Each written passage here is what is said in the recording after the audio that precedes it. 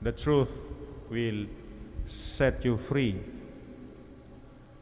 Katotohanan at kalayaan. Ang katotohanan na tinutukoy ng ating Panginoong Kristo dito sa ating Ebanghelyo ay hindi yung katotohanan na hinahanap ng isang hurado sa korte na dapat ang saksi ay magsasabi ng totoo. Ang kalayaan na tinutukoy ng ating Panginoong Kristo sa ating Ebanghelyo ay hindi yung kalayaan ng isang bilanggo, physical freedom. Upang lalo nating maintindihan ang ating Ebanghelyo, I propose that we reflect on the letters of St. Paul, especially St. Paul's second letter to the Corinthians, chapter 3, verse 17, when St. Paul said, "Where the Spirit of the Lord is, there is freedom." And in Galatians 5:22, St. Paul says, "Love as the primary fruit of the Spirit." Paano tayo magiging malaya at paano tayo magkakaroon ng katotohanan? Jesus identified himself as the truth when he said, "I am the way, the truth, and the life. No one can come to the Father except through me." Ang katotohanan na tinutukoy ng ating Panginoon Kristo ay ang kanyang buhay na pag sinundan po natin, na pag ginawa nating ehemplo ang buhay ng Panginoon Kristo at isinabuhay natin, tayo po'y nasa katotohanan. Tayo'y magiging malaya. The scribes and the Pharisees in the gospel did not recognize Jesus as the Messiah, the one who came from above. They were focusing on the Old Testament, the law and the prophets. Kaya nga sinasabi ni San Pablo, sila po ay naging alipin ng lumang tipan. The scribes and the Pharisees were scholars of the law, and so out of the 10 commandments, they expanded them into so many laws, 613 of them, sapagkat ang turing nila sa Diyos ay isang makapangyarihan, authority figure, that everyone has to obey Him, that everybody has to be submissive to His laws.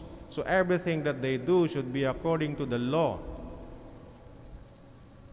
And so people were so hard up obeying so many laws, 613 of them. And Jesus saw this and he said, "Come to me, all you are heavily laden with so many laws, and I will give you rest. For my yoke is easy and my burden is light. And learn from me, for I am gentle and humble of heart."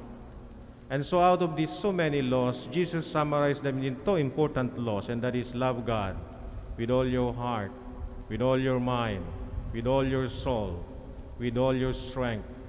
And secondly, love your neighbor as yourself. That is the spirit of the law. That's why St. Paul said, "Where the Spirit of the Lord is, there is freedom." The scribes and the Pharisees were slaves to the law, whereas Jesus is offering them the spirit of the law, and that the spirit of the law is compassion. Love as the primary fruit of the Spirit. And so later on in the Gospel of St. John, when before Jesus went up to heaven, he said to his apostles, "I no longer call you slaves, but friends, because a slave does not know what his master is doing.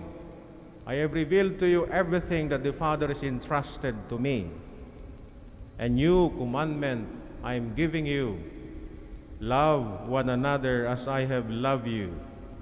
If you keep my commandment, I and the Father will come and abide in you." And so, my dear brothers and sisters, to be free from the point of view of Jesus is to follow God's will, to follow God's purpose in our lives. Like Jesus, He said, "My food is to do the will of Him who sent me." Today, let us pray that we may be open to the Spirit. In the letter of St. Paul to the Ephesians, he said, "I pray that your eyes may be open, so that you may recognize, that the eyes of your heart may be open, so that you may recognize what is so important and essential in your vocation." Ano ba ang pinakamahalaga sa ating tungkuling bilang binyagan? Paano po natin nakikita ito? Sabi ni San Pablo, "I pray that the eyes of your heart may be opened." Is the heart equipped with sight? Nakakita ba ang puso? Yes, it is love. It is with the eyes of love.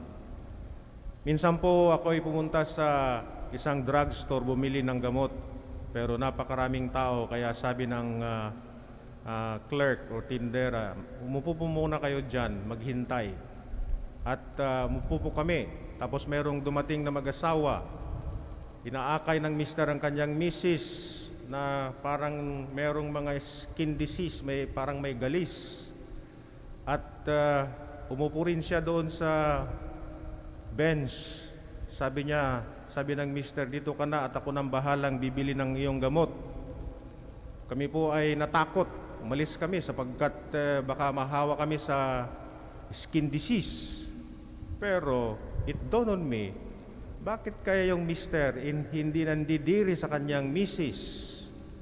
Inaalagahan niya, tinutulungan niya. Because for us, we were looking at the skin disease. That's why we scampered, ran away.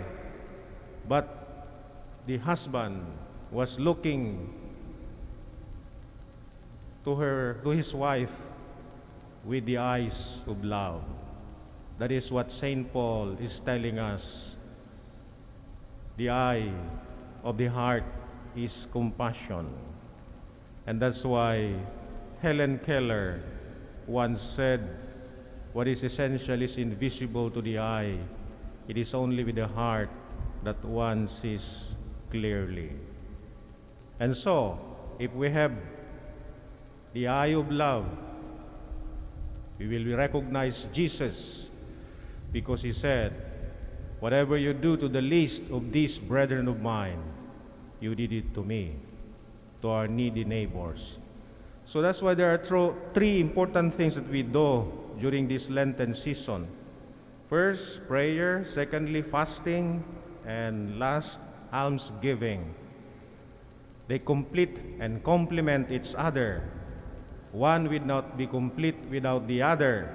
Prayer is a relationship to God. We say yes to God. But we cannot say yes to God if we do not do almsgiving, if we do not say yes to our neighbor. If we say no to our neighbor, then our prayer would not be sincere.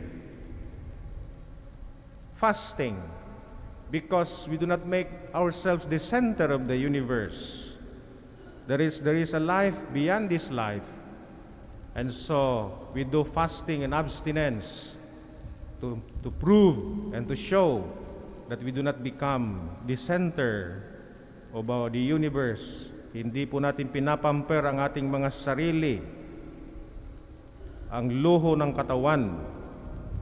Because if we are too focused on pleasing ourselves, then we cannot recognize Jesus in our neighbor through almsgiving.